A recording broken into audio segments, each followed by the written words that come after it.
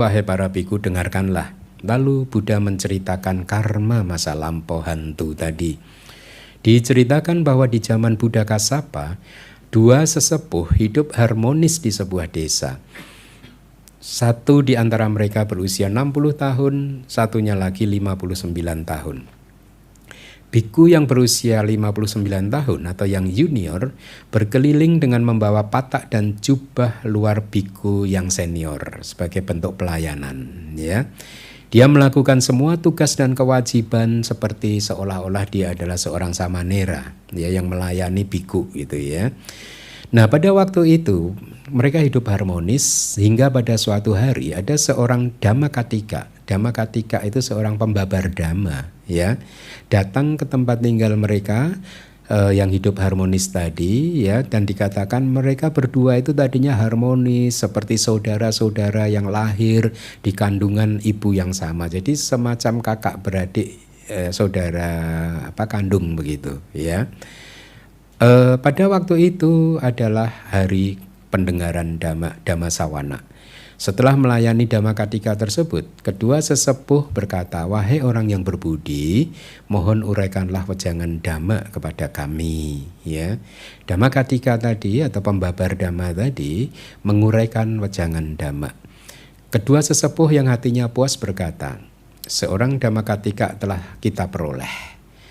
Lalu dia membawa Dhammakatika tersebut di keesokan harinya, membawanya masuk ke desa yang biasa memberikan makanan derma. Ketika telah selesai makan di desa tersebut, kedua sesepuh meminta dia untuk menguraikan dhamma untuk orang-orang desa tadi dengan berkata, "Wahai teman, mohon Anda menguraikan sedikit dhamma persis dari poin yang telah disampaikan kemarin," kata kedua sesepuh. Setelah mendengar wejangan dhamma, orang-orang lalu mengundang mereka untuk makanan derma buat keesokan harinya lagi. Dengan cara demikian mereka berkeliling untuk mengumpulkan makanan derma hanya dengan membawa Dhammakatika tersebut keliling ke seluruh desa untuk mengumpulkan makanan derma di setiap harinya. Ya, Dhammakatika berpikir, atau si pembabar dhammanya berpikir, dua biku ini sangat lembut. Setelah mengusir kedua biku ini adalah pantas untuk tinggal di wihara ini. Jadi dia pengen menguasai wiharanya, si Dhammakatika tadi. Setelah pergi ke tempat pelayanan kedua sesepuh di petang hari dan kembali ketika di waktu kebangkitan dan kepergian para biku, dia mendekati satu sesepuh. Jadi dia mengadu domba dua sesepuh tadi. Dia mendekati satu sesepuh dengan berkata, "Wahai Bante, ada yang harus dikatakan. Katakanlah wahai teman." Ketika dijawab demikian, Dhammakatika berpikir sebentar dan berkata, "Wahai Bante, ini adalah perkataan yang sangat tercela." Dengan tanpa mengatakan apapun dia pergi. Dia tidak melakukan penjelasan yang detail, ya. Dia hanya meninggalkan kalimat bersayap seperti itu saja. Dia melakukan juga hal yang sama terhadap sesepuh yang junior. Jadi diadu domba. Di hari kedua dia lakukan hal yang sama lagi. Di hari yang ketiga dia juga lakukan hal yang sama. Tapi di hari yang ketiga tersebut rasa ingin tahu yang sangat kuat muncul pada kedua sesepuh yang diadu domba tadi. Setelah mendekati satu sesepuh dan berkata, "Wahai Bante, ada sesuatu yang harus dikatakan, tetapi saya tidak berani untuk mengatakannya di hadapan Anda." Ketika didesak, "Silahkan wahai teman, katakanlah." Si Dhammakatika berkata, "Akan tetapi wahai Bante, apakah sesepuh yang kedua, yang junior, yang memiliki rasa senang, kesenangan atau kegembiraan dengan Anda gitu? Kayaknya dia nggak happy dengan Anda," kira-kira begitu, ya. Terus dijawab, "Hei orang yang berbudi, kamu mau mengatakan apa?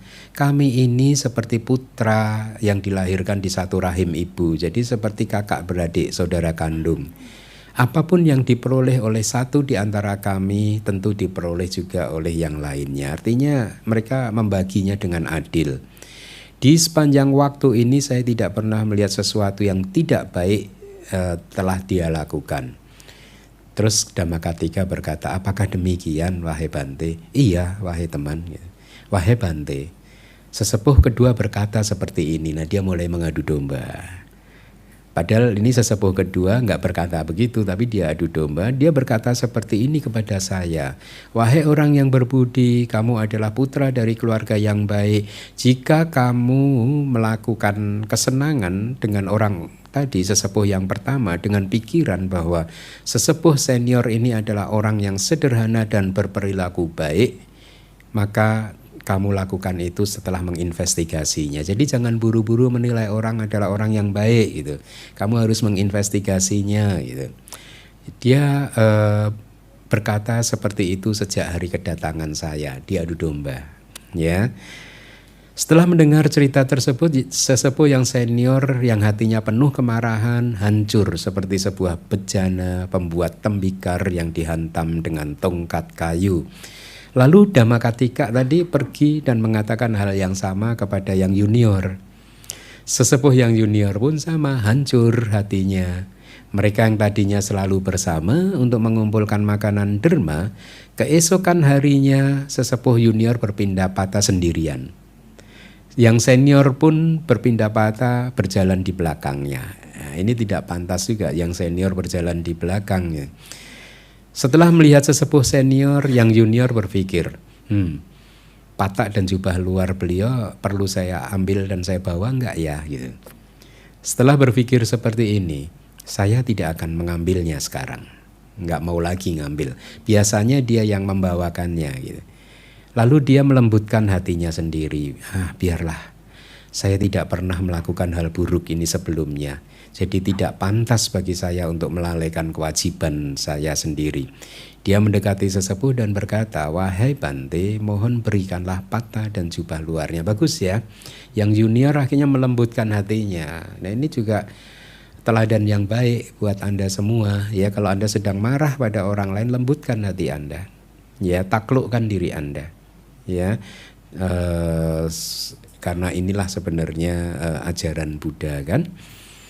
Kemudian saya lanjutkan dengan menjentikkan jari kayak menolak begitu. Sesepuh senior berkata, pergilah hai orang yang terlatih dengan buruk.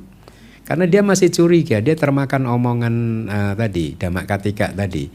Kamu tidak pantas untuk menerima patak dan jubah luar saya. Ketika dijawab oleh sesepuh junior, iya wahai Bante, saya pun berpikir bahwa saya sebenarnya tidak mau menerima patak dan jubah luar Anda. Karena juga yang junior berpikir ini yang senior ini nggak baik nih. Karena diadu domba tadi loh. Ya. Sesepuh senior berkata, wahai teman muda, apakah kamu berpikir ada kemelekatan saya yang manapun di wihara ini? Jadi mereka akhirnya saling curiga.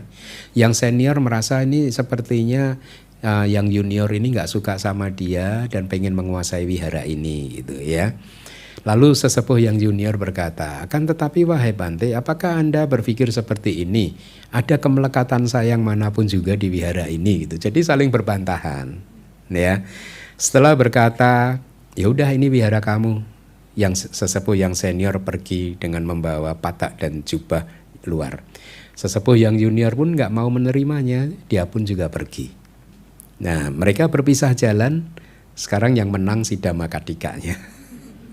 Dhammakattika berkata, wahai Bante, dia pura-pura aja ini. Wahai Bante, janganlah melakukan hal demikian, jangan melakukan hal seperti itu. Ketika dikatakan oleh kedua sesepuh, wahai teman, kamu tetaplah tinggal di wihara ini. Nah, ini yang dia maui kan. Dhammakattika, kamu tetap aja tinggal di wihara ini gitu. Lalu Dhammakattika berhenti, enggak memohon lagi, jangan. Keesokan harinya dia memasuki desa tetangga. Ketika dikatakan oleh orang-orang, wahai Bante, kemanakah para yang mulia dua yang lainnya? Dia berkata, wahai teman-teman, jangan bertanya. Kedua sesepuh yang sering mengunjungi keluarga kalian telah pergi setelah membuat perselisihan di antara mereka kemarin. Saya tidak mampu untuk menghalanginya walaupun sudah memohon. Di antara orang-orang tersebut mereka yang bodoh diam, nggak paham. Tapi mereka yang bijaksana sedih dan berpikir, selama ini kami tidak pernah melihat ada kesalahan apapun di antara mereka. Lalu orang-orang yang bijaksana ini mulai takut pada Dhammakattika ini.